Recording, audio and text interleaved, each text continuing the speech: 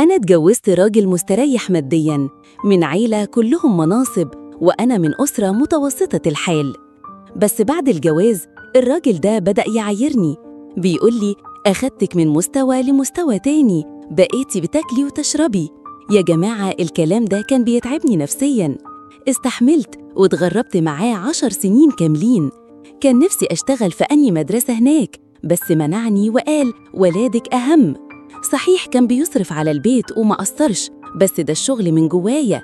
كان نفسي أشتغل بأي شكل، حتى مصروف شخصي ليا كان بيرفض يديني.